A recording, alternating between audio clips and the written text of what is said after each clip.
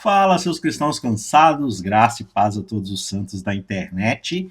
Agora a gente vai pular dos livros sapienciais, a gente acabou de estudar os livros de sabedoria, né? Então, nas últimas semanas, nas últimas sextas-feiras, nós tivemos Provérbios, Salmos, Jó, Eclesiastes, Cantares, e agora nós vamos para os livros proféticos, começando, claro, pelos famosos profetas maiores. Hoje a gente vai estudar sobre Isaías, esse livro tão bonito do príncipe dos profetas, né? Isaías, um livro grande, um livro robusto, mas que tem temas de esperança, de salvação e apontam a gente na direção certa dentro dessa história da redenção, dentro dessa história de Deus que a gente está desenvolvendo. Então nós vamos estudar Isaías, depois Jeremias, Ezequiel, Daniel, e aí a gente vai ter um aulão, talvez 2 ou 3 aulas compiladas aí sobre os profetas menores. São livros pequenos, são às vezes 2, 3 capítulos, né?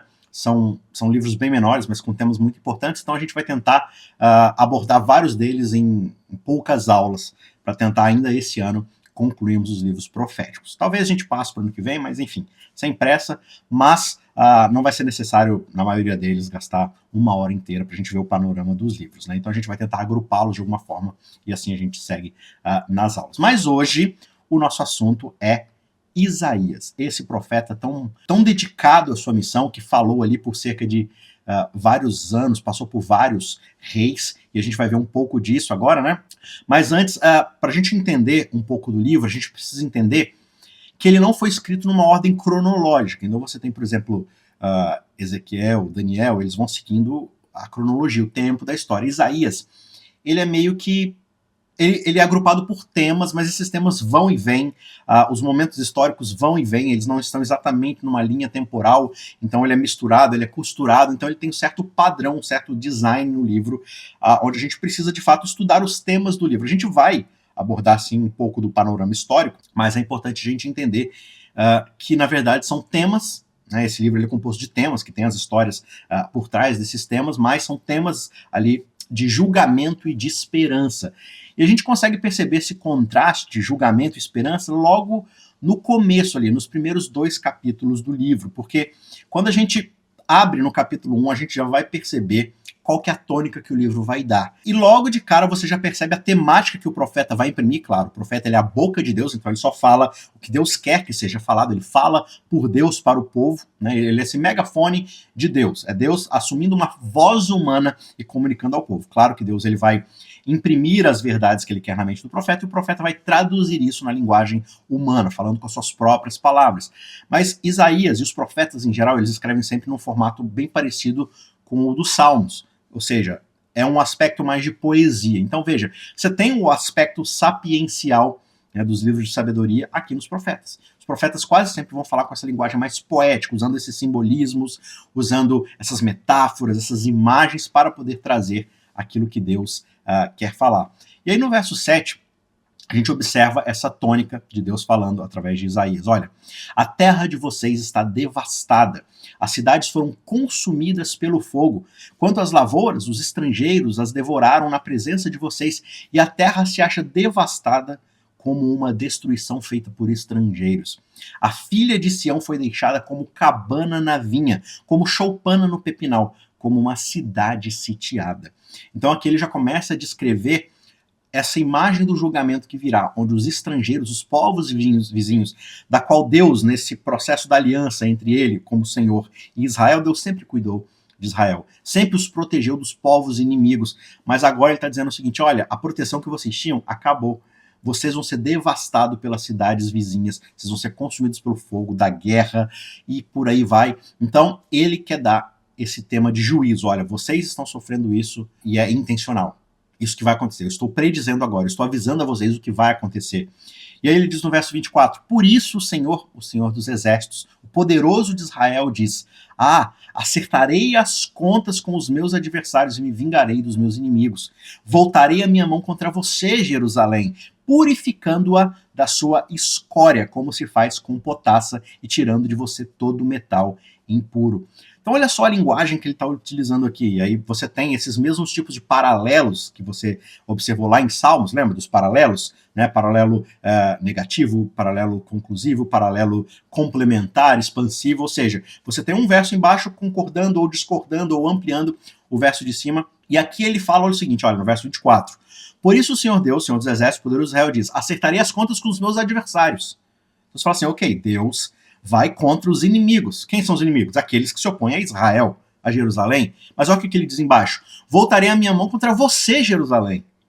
Então, Deus está falando assim, olha, eu vou me vingar dos meus adversários. Mas esses meus adversários são você, Israel. Você se tornou meu adversário, meu opositor. Então você acha que está protegido dentro da aliança, mas você está em oposição contra mim. E eu vou agir e acertar as contas com os meus adversários. Então esse é o tema de julgamento aqui que Deus quer imprimir na mente do povo. Ele está falando isso através de Isaías. E a linguagem que ele vai usar aqui nesse primeiro capítulo é justamente o do fogo. O que o fogo faz? O fogo queima, ele começa falando, as cidades estão consumidas pelo fogo, né? O fogo queima, na guerra ele arde, né? A destruição, mas ao mesmo tempo o fogo purifica. O fogo arde e ele extrai tudo aquilo que é impuro de uma determinada substância metálica, por exemplo.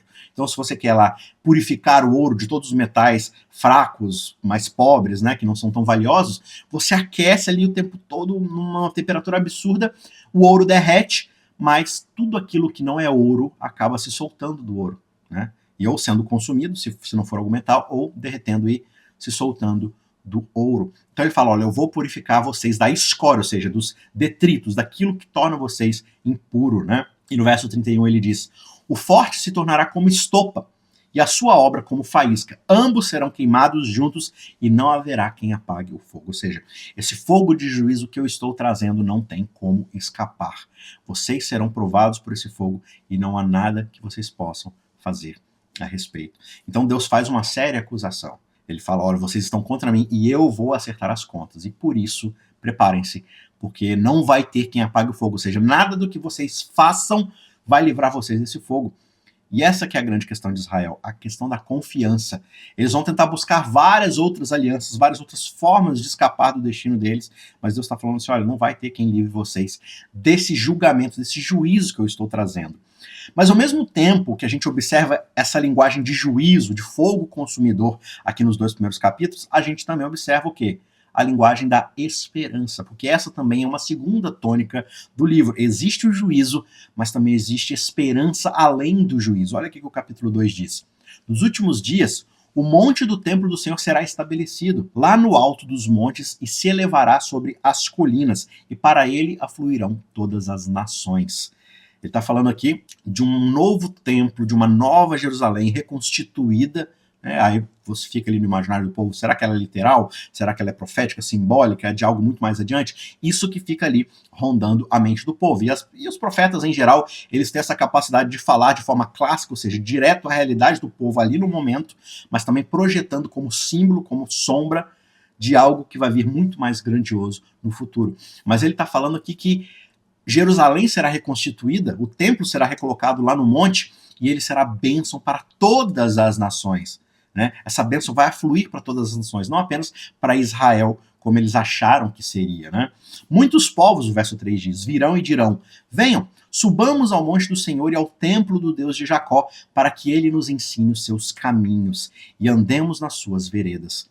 Porque de Sião sairá a lei e a palavra do Senhor será de Jerusalém. Ou seja, Jerusalém vai se tornar aquilo que ela deveria ser desde o início da Constituição, do povo ali, dos descendentes de Abraão. Uma família que abençoaria todas as famílias da terra. Uma nação que seria o tesouro particular de Deus para abençoar todos os outros povos. Ou seja, eles seriam um padrão moral para mostrar que a lei de Deus, que um relacionamento de aliança com Deus funciona muito bem.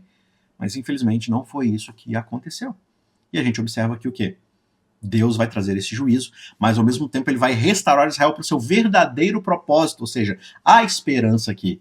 Então veja, verso 4, ele julgará entre as nações e corrigirá muitos povos, e estes transformarão as suas espadas em lâminas de arados e as suas lanças em foices. Nação não levantará a espada contra outra nação e nem aprenderão mais a guerra. Então ele está falando que haverá paz e justiça, porque a verdadeira paz só pode ser alcançada mediante justiça. Né? Você tentar causar paz por meio de injustiça, de violência, nada disso vai funcionar a longo prazo. Então, se algo não for justo, se o sentido real das coisas não for restaurado, a paz não pode reinar. E Deus aqui, por meio de Isaías, está prometendo que haverá julgamento.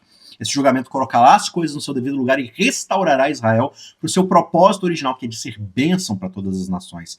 E essa bênção fará com que todas as nações entrem em paz, estejam em harmonia. Então você observa aqui esse contraste. Esperança e juízo, juízo e esperança. Existe a ação divina de vir trazer o acerto de contas, mas esse acerto de contas coloca tudo no lugar. E o resultado disso, como a linguagem aqui do fogo diz, é um ouro purificado, muito mais precioso do que antes, porque não tem mais impurezas, está dentro do seu verdadeiro propósito. Então essa é a ideia da justiça divina. Colocar as coisas no seu devido lugar, no seu verdadeiro propósito, para ressaltar todo o valor que aquela coisa tem. E aí, a gente pode observar aqui um pouco da estrutura do livro. Né? Isaías ele tem 66 capítulos, alguns chamam ele de mini-bíblia, né? Porque a Bíblia tem 66 livros, Isaías tem 66 capítulos. O Antigo Testamento tem 39 capítulos e o Novo Testamento tem 27 capítulos. Os primeiros 39 capítulos aqui de Isaías, eles são sobre o juízo de Deus, sobre essa coisa de Deus trazendo justiça, e mais especificamente os 27 últimos capítulos, né?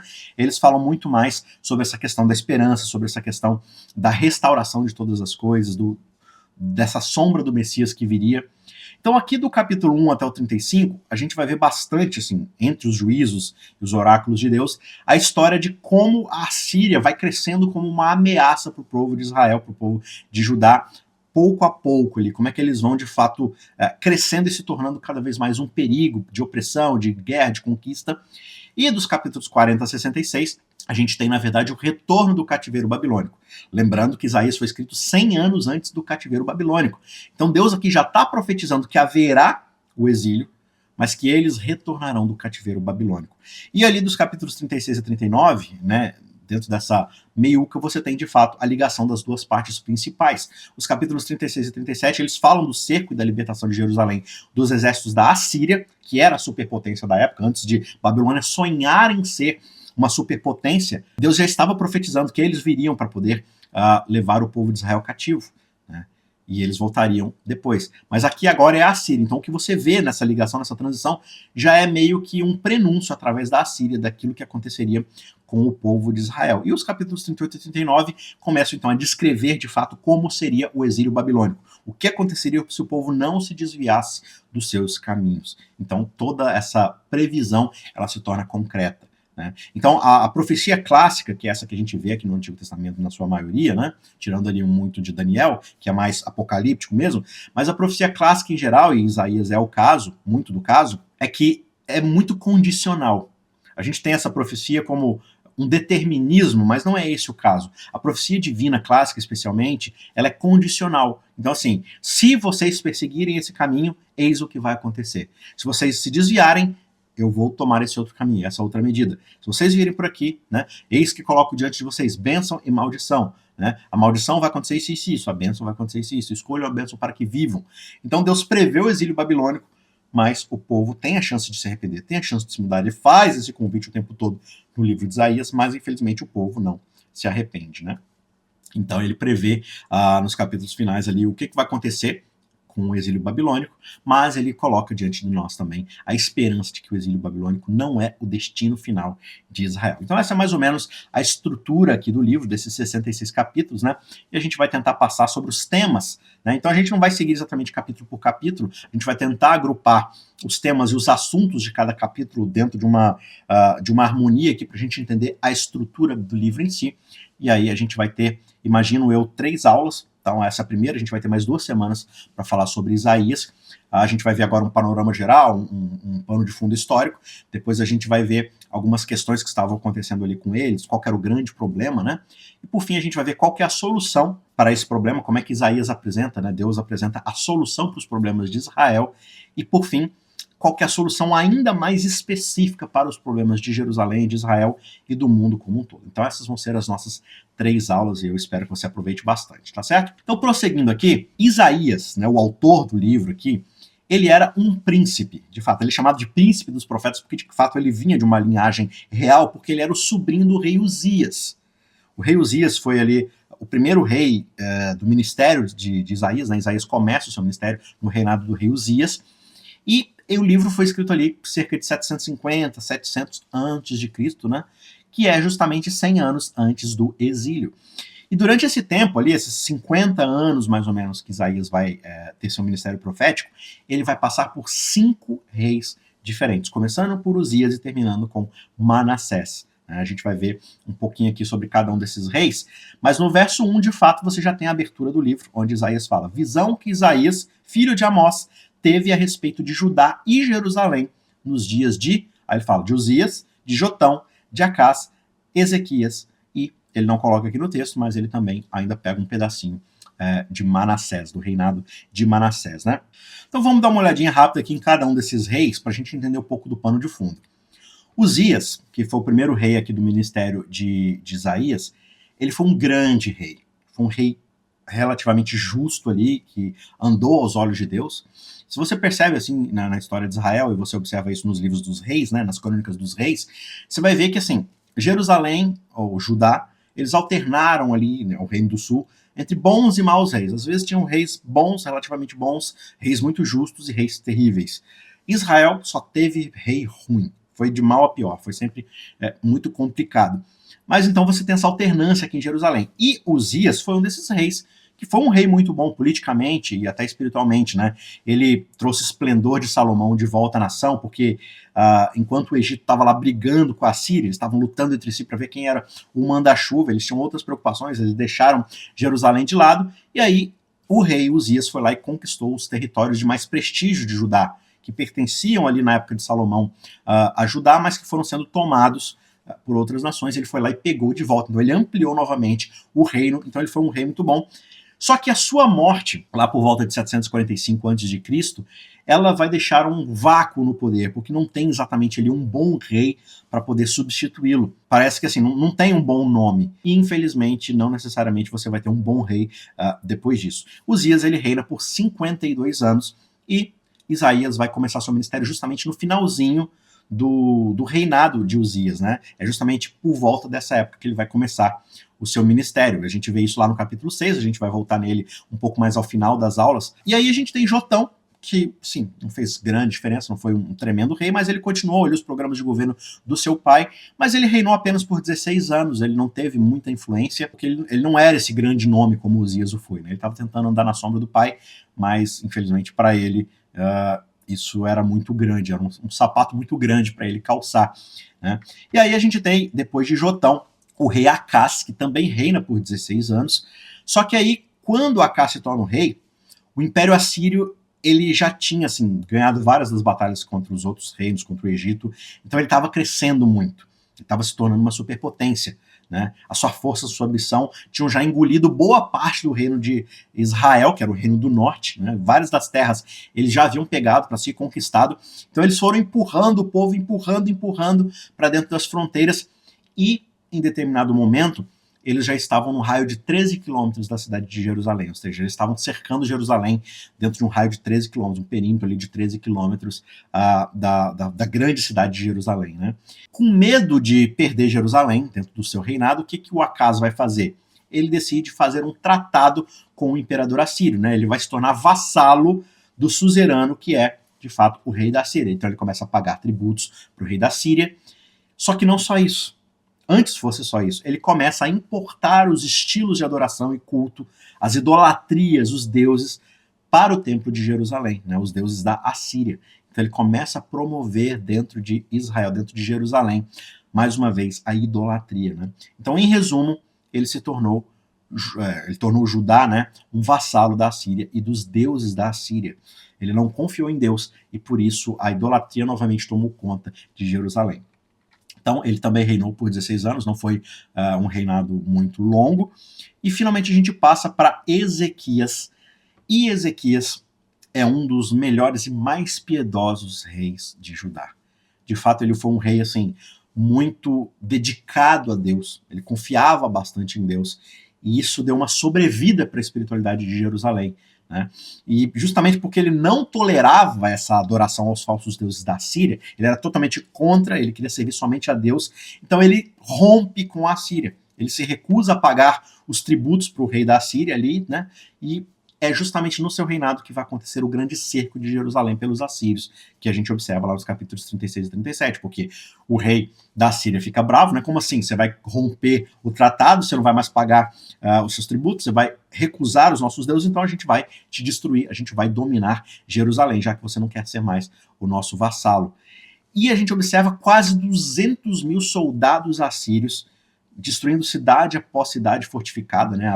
As cidades de campanha ali de Jerusalém, as cidades muradas e tal, que não são exatamente a capital, as cidades menores, eles vão lá destruindo, conquistando uma por uma, até que Jerusalém está praticamente sozinha, sitiada no meio desses 200 mil soldados assírios. E o que acontece? A gente vai voltar nessa história um pouco depois. Por enquanto, a gente vai ver aqui quem é o próximo rei, mas Ezequias ele reina por 29 anos, nada mal, né? E tem até uma história curiosa que vai acontecer com ele, mas a tradição diz agora sobre Manassés, né? Não está dentro do livro de Isaías, mas ele vai dizer que Manassés ele odiava Isaías porque ele não queria ouvir as mensagens que Isaías trazia da parte de Deus, porque ele, justamente, Manassés ele era um rei extremamente ímpio, idólatra, né? Ele foi atrás dos outros deuses e ele não queria ouvir as profecias que Isaías tinha para confrontá-lo sobre sua idolatria, sobre a sua desobediência. Então ele odiava Isaías, então no fim ele acabou mandando serrar Isaías no meio. Né? É isso que a tradição judaica vai contar a respeito do profeta Isaías. Ele foi serrado no meio e Manassés foi o rei responsável com isso, de acordo com essa tradição. Né? Isso não está na Bíblia especificamente, mas dentro da tradição histórica do povo judeu, eles contam dessa forma, que foi isso que aconteceu. E aí, como a gente já viu a tônica da mensagem de Isaías, ele está falando sobre julgamento e esperança. E o capítulo 1, né, o verso 1, que fala a visão que Isaías, filho de Amós, teve, e aí ele vai falar que é a respeito de Judá e Jerusalém. Então Isaías é um profeta que fala especificamente para o reino do sul. Né? Você vai ter profetas que falam para o reino do norte, como Elias, Eliseu, a gente viu isso lá no livro dos reis, mas aqui Isaías ele vai falar especificamente para o reino do sul, que constitui Judá como reino, tendo Jerusalém como a sua capital. E qual que é a grande mensagem de Deus, através de Isaías, aqui no livro de Isaías, para Judá, para Jerusalém? O verso 21 diz: como se fez prostituta a cidade fiel, ela que estava cheia de justiça, nela habitava a retidão, mas agora restaram apenas assassinos.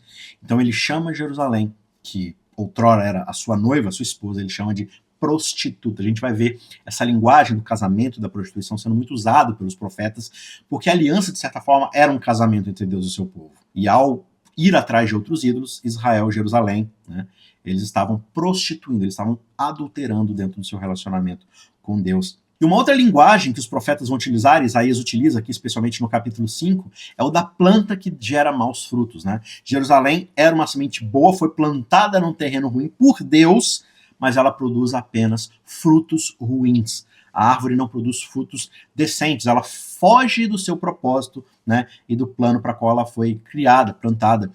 E Deus ele busca justiça, mas ele vê apenas derramamento de sangue. Ele busca retidão, mas ele ouve apenas gritos de angústia. Então ele olha para o seu povo no capítulo 5, buscando encontrar ali a ética, a moral, a lei, a obediência do seu povo de misericórdia, de justiça, entre eles ali como sociedade, mas tudo que ele vê é exploração, é injustiça, é um puxando o tapete do outro, é violência, é difamação, é exploração. Então ele olha para isso e fica totalmente desapontado com Israel, com Jerusalém aqui especificamente. Né? Eu falo Israel por causa do povo de Israel, mas só para deixar claro, Israel agora é o reino do norte, cuja capital é Samaria. Né? Então Judá, Jerusalém é o reino do sul. Então, eu vou tentar me corrigir aqui para falar Judá ou Jerusalém, só para distinguir, porque ele não está falando para o povo como um todo. Israel meio que já foi de arrasta para cima. Eles são ímpios, né, o reino do norte, eles não querem saber de Deus, eles não têm um rei que presta. Então, assim, meio que eles já estão condenados, eles vão ser destruídos pela Síria depois. Mas aqui a gente tem o reino de Jerusalém, o reino de Judá, sendo admoestado por Deus. E ele vai dizer no capítulo 48, verso 8, eu sei muito bem como vocês são traiçoeiros. O que é aquele que é traiçoeiro? É aquele que faz uma coisa na sua frente, mas pelas suas costas puxa o tapete, né? Te ataca por trás. Eu sei como vocês são traiçoeiros, desde o nascimento de vocês são rebeldes. Vocês nunca ouvem a minha voz, vocês estão sempre agindo contra mim. E ele vai falar no verso 2 do capítulo 59, as suas maldades separam você do seu Deus, os seus pecados escondem o rosto dele de vocês, de modo que ele não os ouvirá.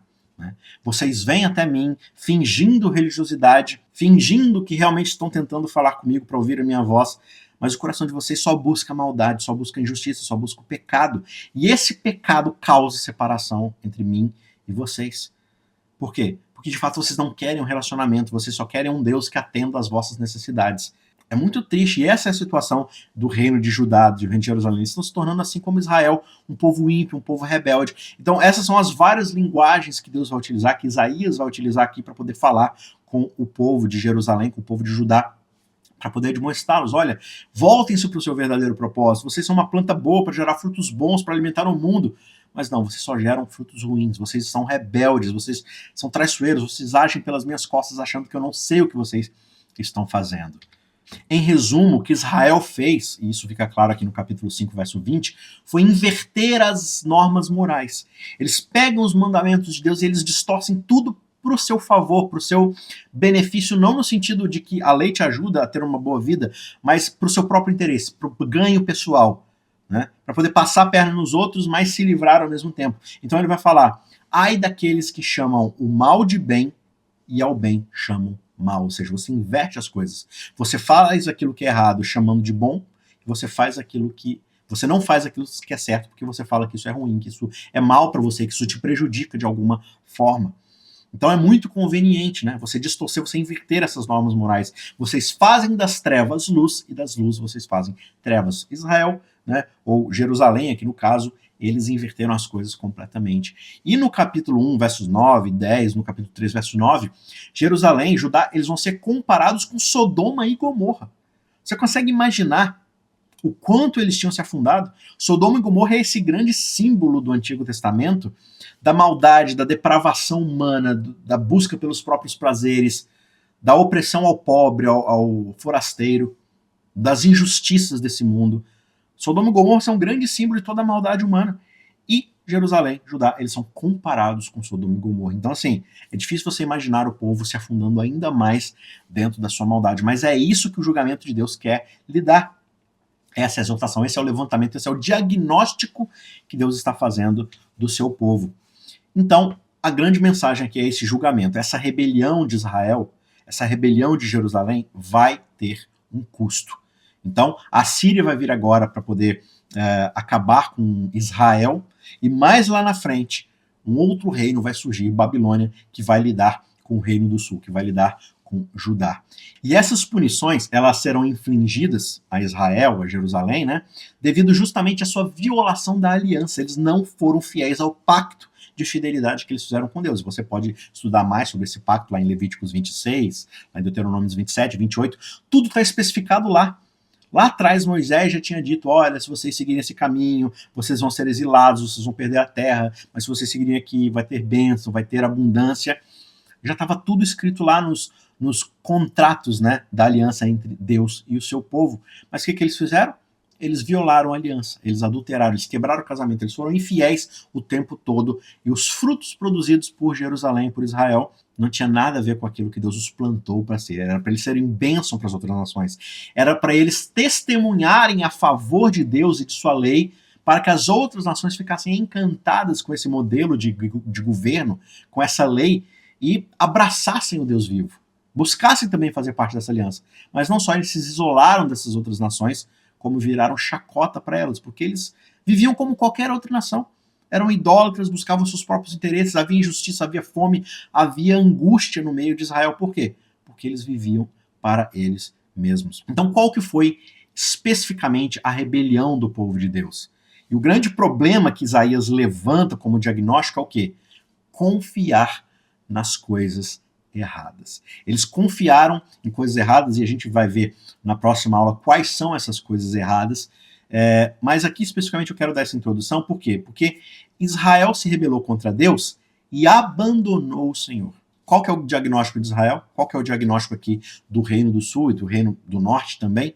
Especificamente aqui Isaías, de novo, está falando para o Reino do Sul, mas isso se aplica também ao Reino do Norte. Jerusalém, Judá, Israel, Samaria, ao se rebelarem contra Deus, eles fazem o quê? Eles abandonam o Senhor. Então, em vez de irem até Deus como seu soberano, como seu suzerano, para buscar dele ajuda, o socorro em tempo certo, Eles se voltam contra Deus e eles abandonam a Deus e vão atrás de qualquer outras coisas que não sejam Deus. E colocam nessas coisas a sua devida confiança. Né? Então, o problema de Israel como povo, né, das 12 tribos ali, eles confiam nas coisas erradas. Eles devotam a sua confiança naquilo que não é Deus. Aqui o que diz o verso 2 e 4 do capítulo 1. Escutem, ó céus, e ouça, ó terra, porque o Senhor é quem fala. Ele chama aqui a terra e os céus como testemunha, né, cósmica de como Israel está se comportando mal. Ele fala, criei filhos e os fiz crescer, mas eles se voltaram contra mim. O boi conhece o seu dono e o jumento sabe o lugar onde lhe dão comida, mas Israel não tem conhecimento. O meu povo não entende. Ai desta nação pecadora, deste povo carregado de iniquidade. São descendência de malfeitores, são filhos que praticam o mal. Eles rejeitam o Senhor e desprezam o Santo de Israel, porque deram as costas para ele. Em vez de depositar sua confiança e sua obediência naquele que era de fato o seu Senhor, eles viram as costas para Deus e eles se rebelam, desprezam o Santo de Israel. Eles não conhecem quem é Deus, por isso eles não entendem o que Deus pode fazer por eles, se eles tão só permanecerem fiéis. Mas infelizmente esse acaba não sendo o caso. Né? O Reino do Sul, tal qual o Reino do Norte, começa a se enveredar na idolatria, na confiança em outros deuses, em outras divindades, né, que são falsas, né, são falsos deuses, fazem suas tramas políticas, e ao invés de influenciar e abençoar as outras nações, eles são justamente transformados à imagem e propósito de todas essas outras nações, que buscam apenas o poder, a conquista, o status, e ignoram as coisas reais da lei e da ética divina, né? A misericórdia, o amor, a justiça, e por isso eles não conhecem o seu Deus, que é todas essas coisas, que promove na sua lei todas essas coisas. Então, quanto mais eles deixam de confiar em Deus, pior vai ser para eles. E aí, porque eles não confiam em Deus e se voltam contra ele, eles vão começar agora a colocar sua confiança nessas outras coisas. Quais são essas coisas? Eles vão, por exemplo, confiar em outros reis, né? Fazendo essas alianças políticas, tentando buscar outras alianças que não são aliança com Deus, o seu Senhor, mas alianças com a Síria, alianças com o Egito, para tentar de alguma forma resolver o problema político deles, sem ter que prestar satisfação a Deus. Eles vão confiar em líderes religiosos, né, nos seus líderes religiosos, que também não agem em favor de Deus, mas agem em benefício próprio o tempo todo, para manter o status quo, manter o seu estado político. Eles vão confiar em outros deuses, ou seja, vão se tornar cada vez mais idólatras, porque eles acham que Deus não pode dar o que eles precisam. Mas na verdade eles não querem o que eles precisam, eles querem o que eles desejam, o que os seus corações, suas paixões desejam. Então o que é idolatria? É você ir atrás do Deus que pode te beneficiar com aquilo que você realmente quer. Então eles vão atrás desses desejos e por isso eles entram na idolatria. Outra coisa, eles confiam em si mesmos. Eles acham que são seres humanos bons, perfeitos e capazes de resolver os seus próprios problemas. Né? E por fim, eles confiam no seu sistema religioso, na sua religiosidade, no templo, nas coisas, nos rituais que eles fazem. Né? Essas são 5 coisas essenciais aqui, 5 tópicos que a gente vai abordar na aula que vem, para a gente entender mais profundamente no decorrer do livro, dos temas e nas histórias do livro, como essas 5 coisas, né? Claro que tem outras coisas também, mas essas são as 5 coisas principais que abarcam o geral, né? Outros reis, né? Eles confiaram em outros reis, confiaram em outros deuses, confiaram nos seus líderes religiosos, confiaram em si mesmos e principalmente confiaram na religiosidade. E isso trouxe o mal sobre Israel, porque eles se afastaram mais e mais de Deus e não confiaram nele para cuidar, tá certo? Então, eu vou encerrar hoje por aqui para não ter muita coisa, né, para a gente estudar, reflita nessas questões, e na semana que vem, na próxima aula, a gente vai ver mais profundamente essas 5 questões, que são esse problema de confiar nas coisas erradas que não são Deus, e aí, na outra aula, a gente vê qual que é a solução que Deus apresenta para resolver o problema de Judá, tá certo? Então, que Deus te abençoe, a gente se vê na próxima semana para mais uma aula, fico por aqui, um abraço, tchau, tchau.